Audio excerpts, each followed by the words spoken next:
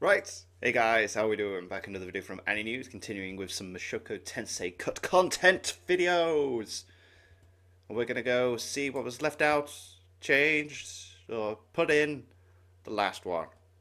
There's certain things Mushoku Tensei just can't adapt in the anime, and one of them was unfortunately Rudeus's demonic circle of six. Okay, that's such a cool name. The demonic circle of six. This is just one of the many school life topics the anime brushes to the side, and it joins the likes of Rudy's nightlife and even some of his daily life.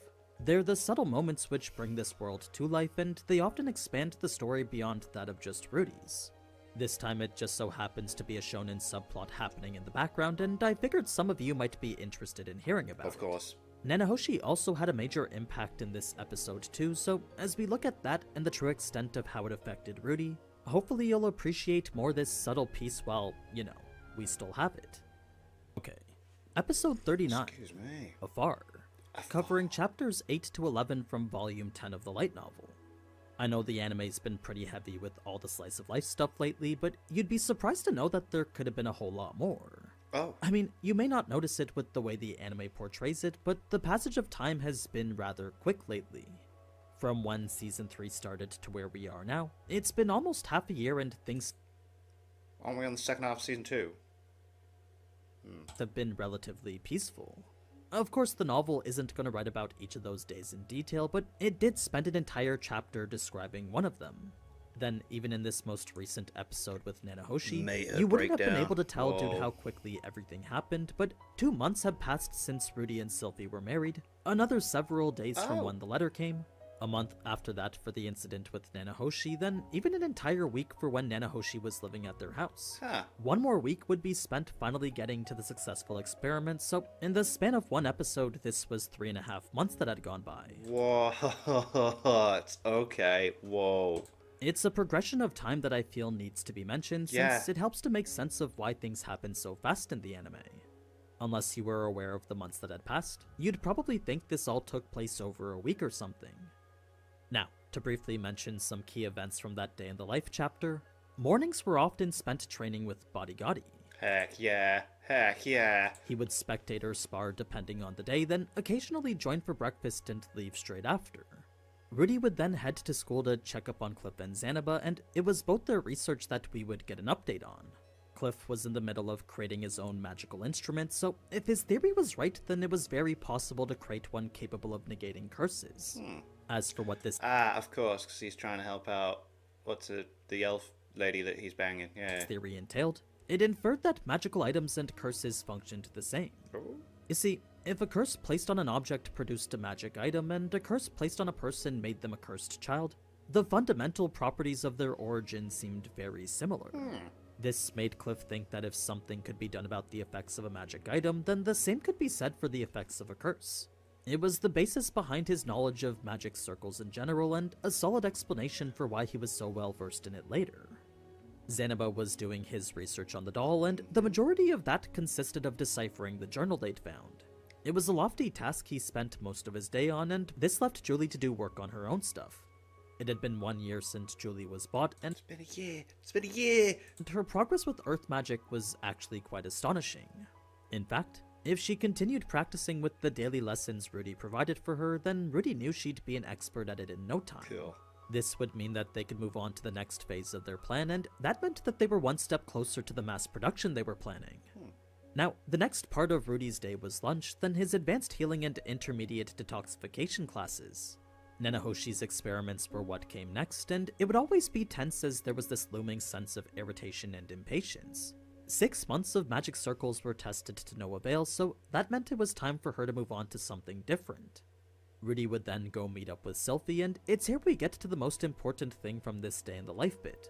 Sylvie's schedule is unbelievably busy. Yeah, because it does seem like she doesn't do anything, so this is going to be interesting. Alright.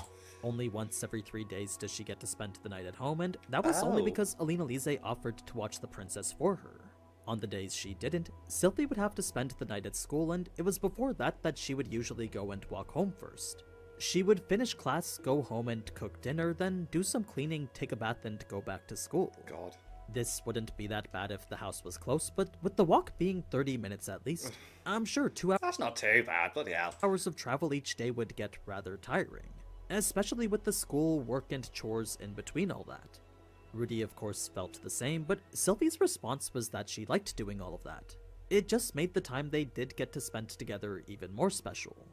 So, it was the nights she spent at home which were about as horny as you'd expect, and it eventually got to the point where Rudy felt guilty for it. He wanted to exercise self-control and not treat her like an object, but Sylvie's express permission would always convince him otherwise. Yeah, he's like, Rudy "Please." knew he was And weak then- and wanted to show respect, but at the same time this was everything he'd ever dreamed of. There was a whole list of things he wanted to do or have done to him, so whenever Sylvie would give him the go-ahead, he would just lose Jump control at and it, yeah. forget everything. So much so that he'd actually been able to complete half his list already. God He damn. obviously didn't do anything Sylvie didn't want him to do, but the lengths she went to make him happy were far greater than the lengths he went for her. It's the reason he felt the need to make it up to her, leading to their eventual deal to teach each other magic. Cool. This happens a bit later on in the episode though, so before that we first need to talk about the day the letter came. It was a morning unlike any other, and Rudy was lying in bed both horny and happy. The bliss of waking up next to someone like Sylvie made him wonder if this was what it was like to be truly happy. To him, this is what he felt life was worth living for. So, things had been relatively peaceful, and it was an amazing feeling knowing such a sensation would be experienced every 3 days now. There was one major thing that had happened though, and that's the shonen-esque sub-story happening within the university. You see, unbeknownst to Rudy and his relaxing home life, an image had built around him which he probably wouldn't agree with. This wasn't something he was aware of up until now, but somehow he'd become the boss of the school. He was the leader of the most fearsome group Renoa had ever known, and to all the students they had come to refer to them as this. Rudy's Wow, so it's not even his own thing. Wow. demonic circle of 6. It was a group very similar to the 4 Heavenly Kings, and their ranks consisted of exactly who you'd expect. The obvious were Xanaba, Cliff, Linnea, and Persena, then the not-so-obvious were Fitz and Bodigatti. Yeah, buddy got it. All supposedly answered to Rudy, and all needed to be defeated if anyone wanted to get to him. Oh my god. So, That's if so cool. someone wanted to challenge Rudy for his control of the school, They'd have to go through them first. Ah. it was common knowledge now that they first needed to defeat the 6. The A 6. cursed child, a genius, a royal guard, 2 beast girls, and a demon king. Only then would they have the right to challenge Rudy, wow. and that was an occurrence which Rudy hoped would never happen. I mean, if the person challenging him was strong enough to beat Bodigatti, then that was a separate problem Yeah, that's all an on its issue, own. isn't it? Jesus Christ. Obviously, no one ever got past the first challenge, and it was in cases like that that the person challenging would just end up becoming their subordinate. Like, there was this one first year who randomly became part of their group, and that was simply because Xanaba had annihilated him in a duel. It was a prideful newcomer who defeated all the other delinquents in his awesome. grade, so that naturally gave him the confidence to challenge Rudy. Given the rules of the school though, he first needed to defeat the 6, and that resulted in him challenging Xanaba first.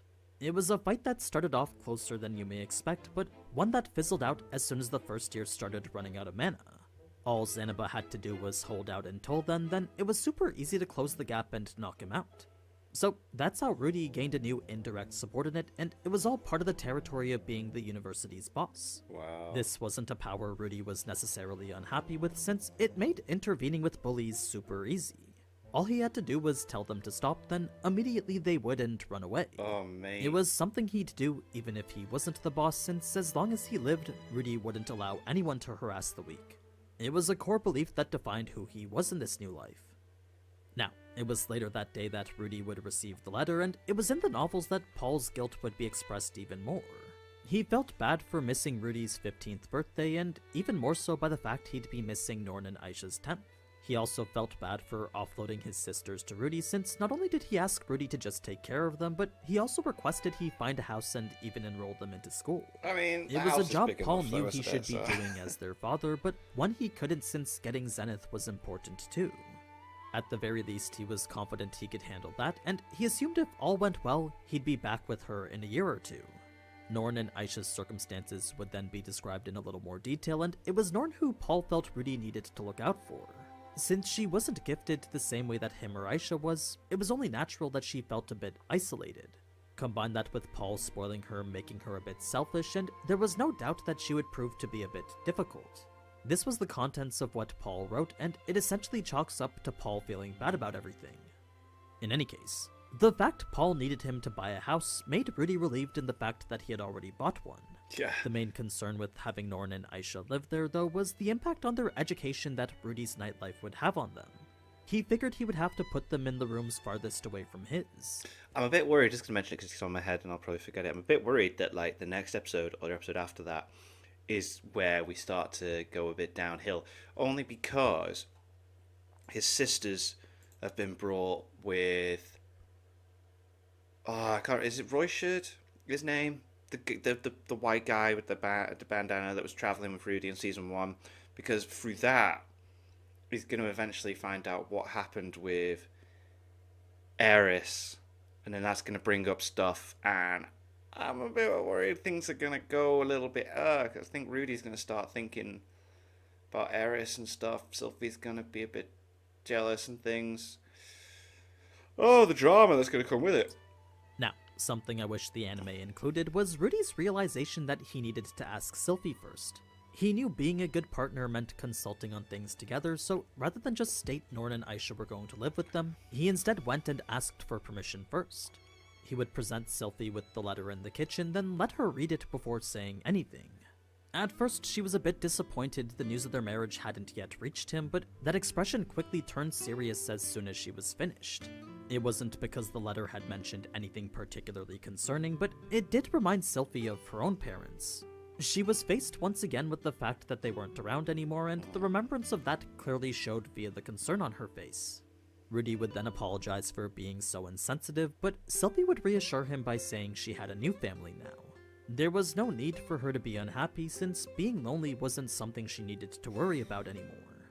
It was this that made Rudy want to start a family with her even more now, and that brought up the question of whether they were even ready to have a kid.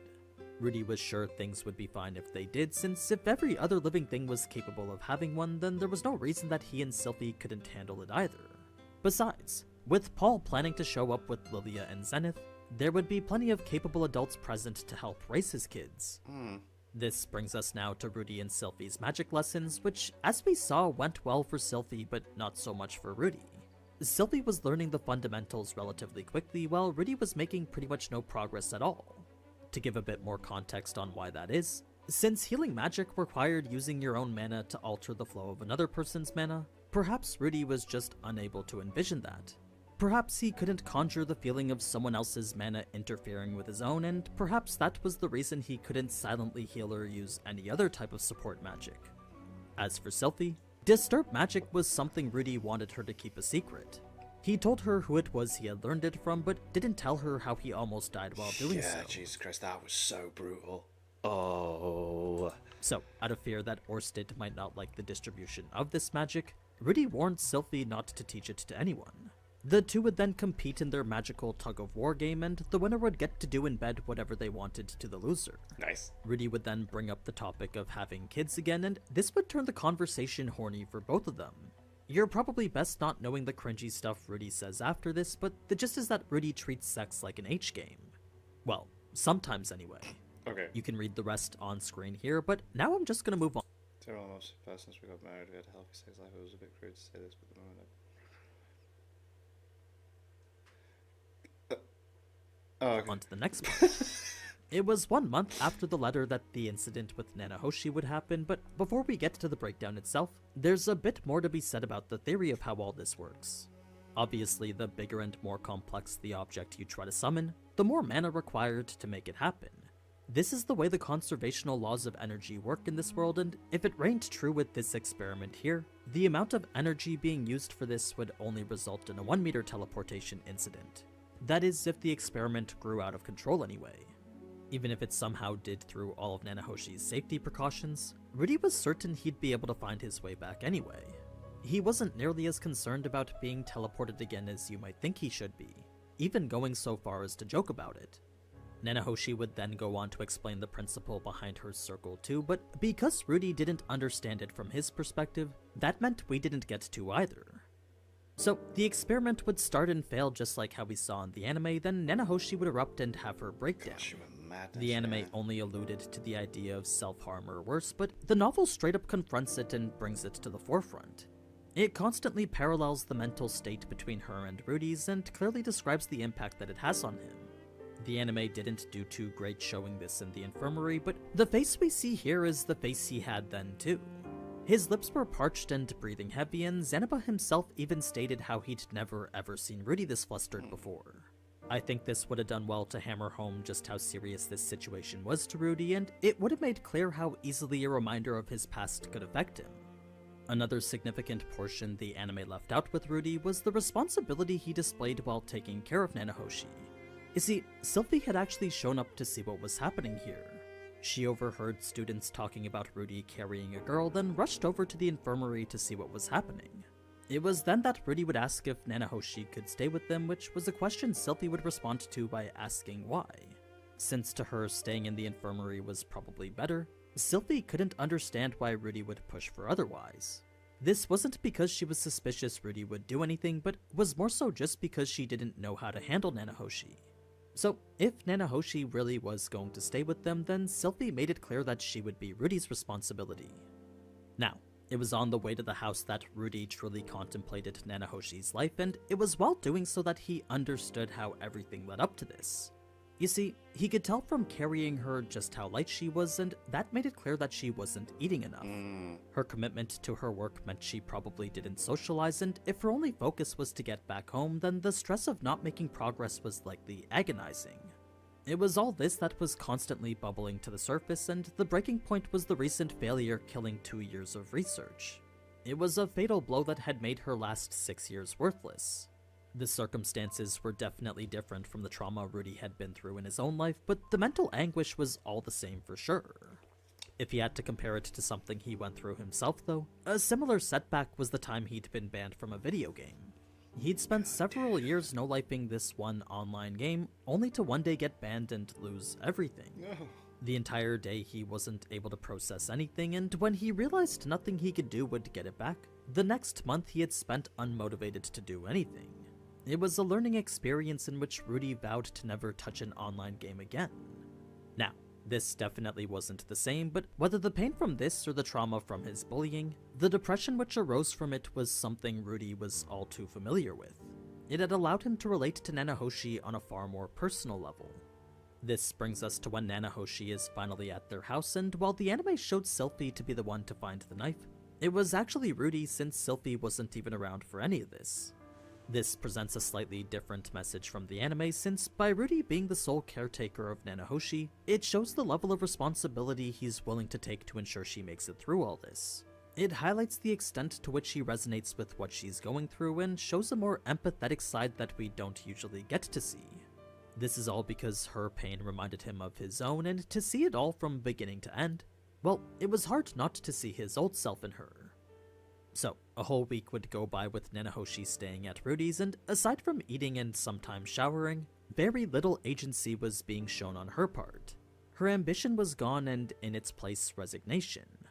It was one day while Rudy was watching over her, though, that out of nowhere Nanahoshi would suddenly start talking again.